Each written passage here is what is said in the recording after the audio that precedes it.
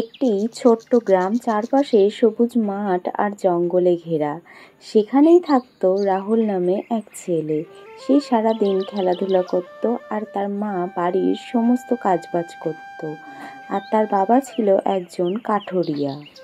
কি গো, তুমি আজ এত তাড়াতাড়ি বাড়ি চলে আসলে? আজ কি কোনো কাঠকুটো পেলে না নাকি? আর বলো না মালতী, অর্ধেক রাস্তায় গিয়ে আমার শরীরটা খারাপ করে বসলো। ওই জন্য ভাবলাম আজ আর বনে যাব না, বাড়িতে চলে আসি। কেন গো, কি হয়েছে তোমার? এই তো সকালে শরীর ঠিকই ছিল, এখন আবার হঠাৎ করে শরীর খারাপ লাগছে কেন? আরে ও কিছু না, তুমি অত চিন্তা করো না তো। মানুষের শরীর থাকলে তো খারাপ হবেই। তা তোমার ছেলে কোথায় গেল? ওকে দেখছি না যে।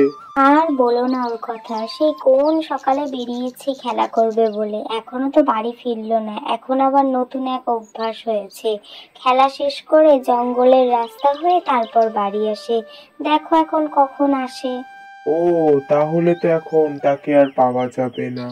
তা আমি স্নান সেরে আসি, দুটো খেতে দাও, আমার খুব ক্লান্ত লাগছে। খেয়ে দে, আমি একটু শোবো।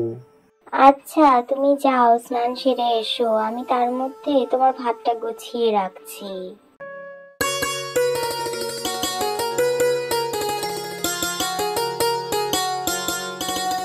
রাহুল বনের মধ্যে বসে বসে কি যেন একটা ভাবছিল। তখনই তার কাছে একটা হাতি এসে হাজির হয়।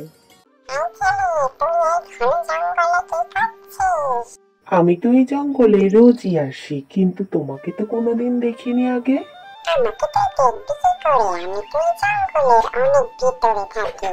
আমার দলের হাতিগুলো যে কোন দিক গেছে আমি সেটা খুঁজে পাচ্ছি না, তাই তো আমি এদিক ওদিক ঘুরে বেড়াচ্ছি। ও তাই নাকি? তুমি তোমার হাতির দলকে হারিয়ে ফেলেছো। এবার কি হবে? তুমি এই জঙ্গলে একা একা ঘুরে বেড়াবে? সেটাই তো আমি ভাবছি, জঙ্গলে আমি একা একা কি করে ঘুরে বেড়াবো? আমার তো একা একা ঘুরে বেড়াতে খুব ভয় করে। ও মা, তাই নাকি? তোমার এই জঙ্গলে একা একা ঘুরে বেড়াতে খুব ভয় করে? তাহলে তুমি আমার সাথে যাবে আমাদের বাড়িতে? তুমি সত্যি আমাকে তোমার সাথে নিয়ে যাবে? হ্যাঁ, যাবো আমি তোমার সাথে। তাহলে চলো, এক্ষুনি যেতে হবে, অনেক দেরি হয়ে গেছে। আরো দেরি করে গেলে মা আমাকে বকা দেবে।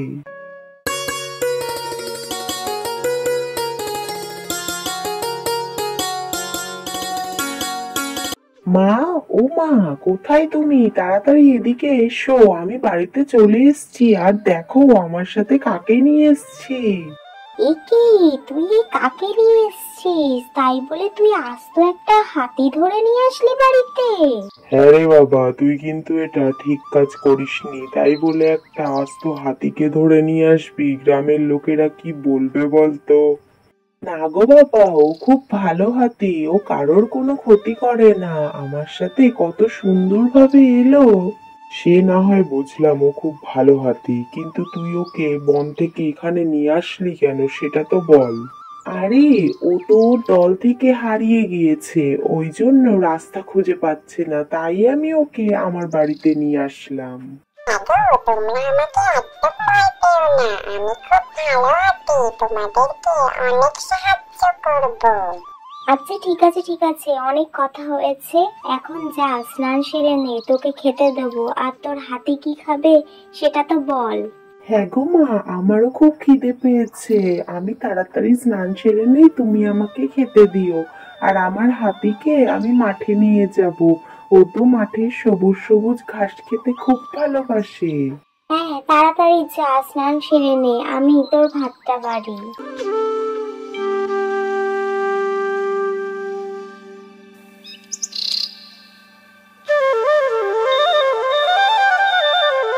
চলো, আমার ভাত খাওয়া হয়ে গেছে। এখন তোমাকে নিয়ে মাঠে যাব, তুমিও এবার খাবার খেয়ে নেবে।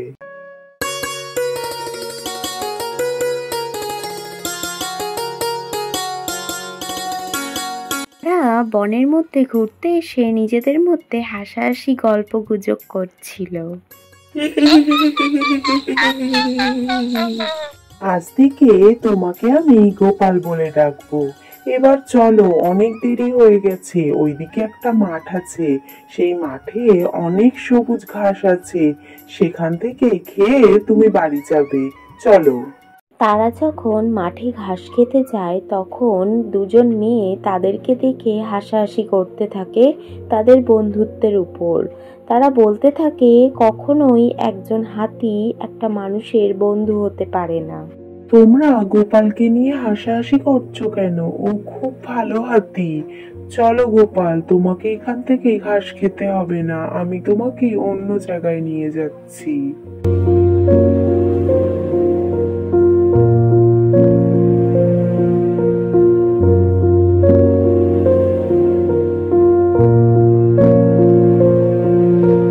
কি হলো রে রাহুল, তোর হাতি এরকম দুঃখী দুঃখী মুখ করে বসে আছে কেন?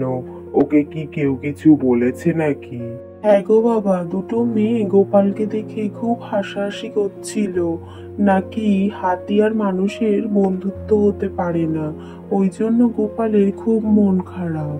দেখেছিস তো, তোর বাবা তোকে আগেই বলেছিল বন থেকে হাতি নিয়ে এসেছিস, গ্রামের লোকেরা কে কি বলবে, সেই আজকে বললই। হ্যাঁ গো মা, গোপাল খুব কষ্ট পেয়েছে, ওই জন্য ও আজ কিছু খাইও নি, আমার খুব কষ্ট হচ্ছে ওর জন্য। না রে বাবা, তুই কষ্ট পাস না, মানুষে তো কত রকম কথা বলে, অত সব কথায় কান দিলে হয় নাকি? হ্যাঁ রে, তোর বাবা একদম ঠিক কথা বলেছে। আর একটা নতুন জিনিস লক্ষ্য করলাম, তুই তোর হাতিটাকে নতুন নাম দিয়েছিস গোপাল। বাহ, খুব সুন্দর হয়েছে নামটা। সে তো তুমি বললে নামটা সুন্দর হয়েছে, কিন্তু ওরা যে হাসাহাসি করলো গোপালের উপর, ওর তো মনটা খারাপ হয়ে রয়েছে, ওই জন্য আমারও ভালো লাগছে না। এত মন খারাপ করিস না, দেখবি একদিন সব ঠিক হয়ে যাবে। আয় ঘরে আয়।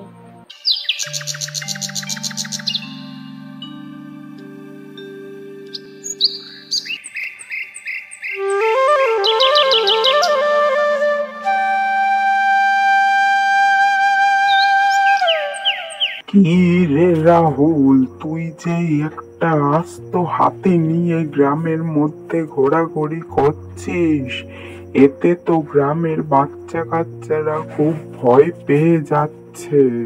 হ্যাঁ গো মোড়ল মশাই, আপনি একদম ঠিক কথা বলেছেন, আগের দিন তো এই হাতির জ্বালায় আমার মেয়ে দুটো কি ভয় না পেলো। না গো মোড়ল মশাই, আমার গোপাল ওদের কোনো ভয় দেখায়নি, ওরাই বরং গোপালকে দেখে হাসাহাসি করছিল আর বলছিল মানুষ আর হাতি নাকি বন্ধু হতে পারে না।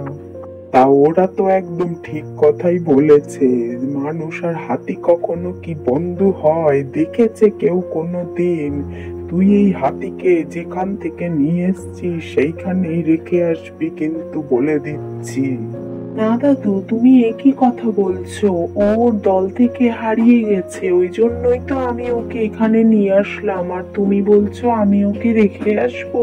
ও যেটা বলছে একদম ঠিক কথা বলেছে, তুই ওই হাতিকে যেখান থেকে নিয়ে এসছিস সেইখানেই রেখে আসবি, না হলে তোদের পরিবার সহ ওই গ্রাম ছাড়া করব আমি।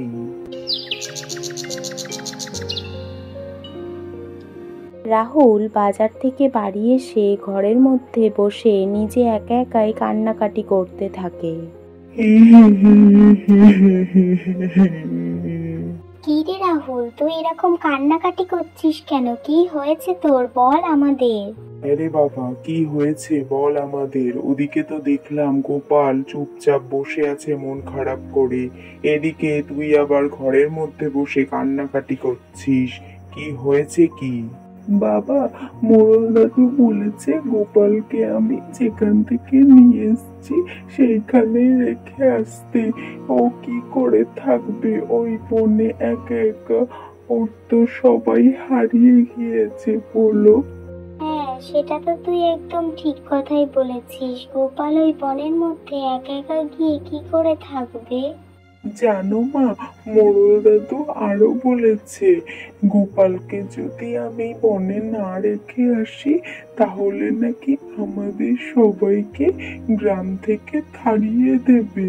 কি বলছিস কি তুই? এই কথা বলেছে মোড়ল সাহেব, আমাদের কি গ্রাম ছাড়া করে দেবে? এখন তাহলে আমরা কি করব? আরে তোমরা কান্নাকাটি একটু বন্ধ করো তো, কাল থেকে গ্রামে মেলা শুরু হবে। তুই যাস কালকে গোপালকে নিয়ে মেলা থেকে ঘুরে আসিস, আমি মোড়ল সাহেবের সাথে কথা বলে নেব। কোনো কিচ্ছু হবে না, গোপালকে কোথাও রেখে আসতে হবে না তোর। তুমি ঠিক বলছো তো বাবা, গোপালকে বনে রেখে আসতে হবে না। তাহলে আমি কালকে গোপালকে নিয়ে মেলায় যাব।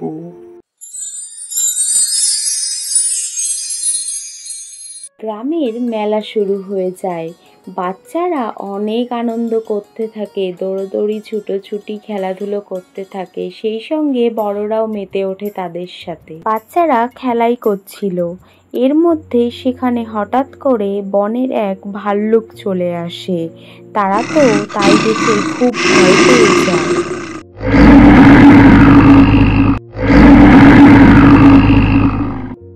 এই ভাল্লুক, তুই তো বনে থাকিস, তুই এইখানে কেন এসছিস? আজ আমাদের মেলা, তুই আমাদের মেলাটাকে নষ্ট করতে এসছিস? আমি তোমাদের কোনো মেলা নষ্ট করতে আসিনি, আমি ওই বাচ্চা দুটোকে তুলে নিয়ে যেতে এসেছি। কি বললি তুই? আমি থাকতে তুই বাচ্চাদেরকে নিয়ে যাবি? তার আগে তোকে আমার সাথে যুদ্ধ করতে হবে, তারপরে দেখি কে জেতে। আয় যুদ্ধ করবি, দেখি আমি তোকে হারিয়েই ছাড়বো। তারপরে তাদের মধ্যে বেশ অনেকক্ষণ ধরে যুদ্ধ চলতে থাকে, আর সেই যুদ্ধে হার মেনে যায় ভাল্লুক। সে সেখান থেকে পালিয়ে কোনো মতে প্রাণ বাঁচায়। গোপালের এই সাহসের জন্য গ্রামের সকলে খুব খুশি হয়, আর তার এই কাজের জন্য সকলে খুব আনন্দ করতে থাকে। আজকে তোমাদের জন্য প্রশ্ন থাকছে, রাহুল যে হাতিটিকে বন থেকে ধরে নিয়ে আসলো, সেই হাতিটির নাম কি রেখেছিল?